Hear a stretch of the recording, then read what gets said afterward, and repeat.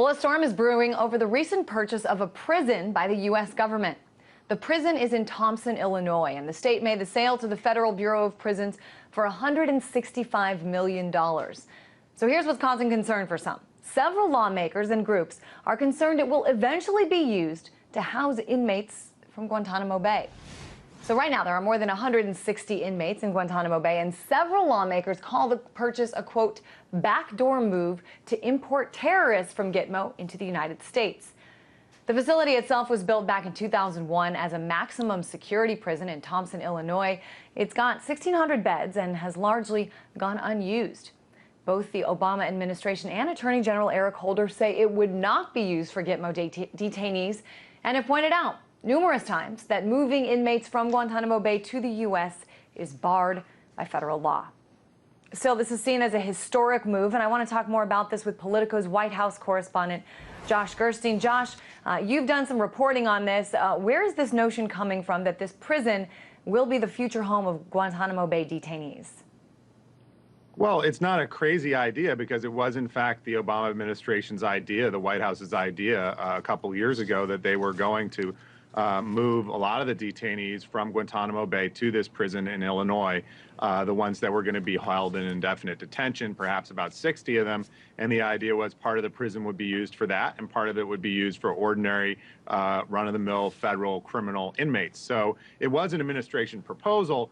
The only thing that's a little surprising about hearing it brought up now is that the administration gave up on this a couple years ago and actually agreed to write into law provisions that make it illegal to move prisoners from Guantanamo to anywhere in the U.S. mainland. Yeah, I think one of those provisions is actually written in the National Defense Authorization Act. But this is interesting because I remember that, back a couple years ago when this prison was slated to be this future home for Gitmo detainees, a lot of people in this country said, we don't want them in this country, we don't want them in our state. But some in Illinois said, hey, we'll take them. This is maximum security. It means quite a few jobs. No one else wants them. This is a win-win situation. Why is this not the case anymore? Well, I mean, I think in Illinois, it is still a popular thing to do. Indeed, Dick Durbin, the senator from Illinois, who was a proponent of that idea of bringing the Guantanamo inmates there, has turned out to be an even bigger proponent of simply placing the prison into federal government hands. It's actually a pretty good deal for the federal government to buy this fully created and built prison, as you said, for $165 million. Attorney General Holder said in a letter a few weeks ago that he thought it would cost $400 million to build a prison like this from scratch. And plus, they get the keys to it basically right away. They don't have to sit there and try to devise how to build it and then go about the actual construction. So I know that recently Attorney General Holder wrote a letter to Republican Congressman Frank Wolf, the chairman of the Subcommittee on Commerce, Justice, Science, and Related Agencies on Appropriations.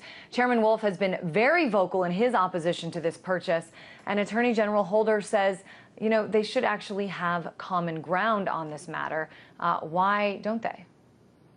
Well, there is this strong perception, I think, among particularly Republicans in Congress, though to be honest, it's both among Republicans and Democrats, that Americans are strongly opposed to bringing these people they view as terrorists at Guantanamo Bay onto U.S. soil. And frankly, this is an issue where the Republicans basically ran the table in 2009 and 2010, completely pushed the president back on this. All this legislation we talk about that's on the books, it only got on the books because Congress passed it and President Obama signed it. Congress didn't somehow get it on the books by itself. So the Republicans felt they had the upper hand on this politically. And I have to say, I do think there's a certain element of politics in all the statements coming out yesterday, given how remote the possibility is that you would actually ever see Guantanamo inmates at this prison in Illinois. I know, Josh, we reported a few months ago the results of a study that showed that half of the detainees at Gitmo have actually been approved for release. The problem is, for example, if they're from Yemen, it's not safe to send them back there. I guess let me get your take about the larger Guantanamo Bay problem here. Well, I mean, the president's policy has pretty much stalled out. He made one speech in favor of it back in May of 2009, and all the White House has basically done in public to make the case for their policy view since then is refer back to that speech. The president hasn't invested any of his political capital in it. So it basically stalled out completely. And you do have people on both the right and the left questioning whether the idea of closing Guantanamo and moving Guantanamo to the U.S. really makes a lot of sense. If the objection is to techniques that were used at Guantanamo or enhanced interrogations, as people call them, that's one thing. But if the objection really is to holding people indefinitely as prisoners of war, it's not entirely clear why Guantanamo is the problem.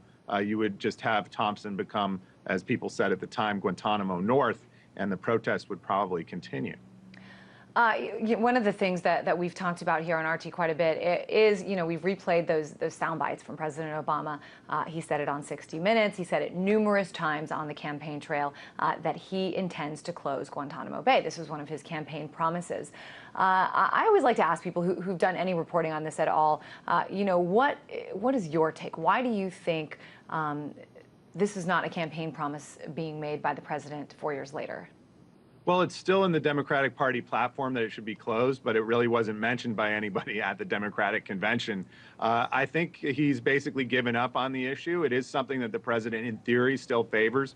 But the question isn't just whether he favors it in theory, but how much capital he's willing to put behind it. And pretty much every time the White House has had to decide between investing time and effort and the president's public persona in closing Guantanamo and any other issue seems to have won out. And that's basically my view about why he's never managed to get any traction on this. Yeah, certainly a multi-layered story here, both with lawmakers just sort of feeling like, hey, aren't we supposed to have our stamp of approval on this as well? The politics of it, the foreign policy aspect of it, certainly something very interesting that we plan to keep our eyes on. Josh Gerstein, White House reporter for Politico. Thanks so much. Thank you.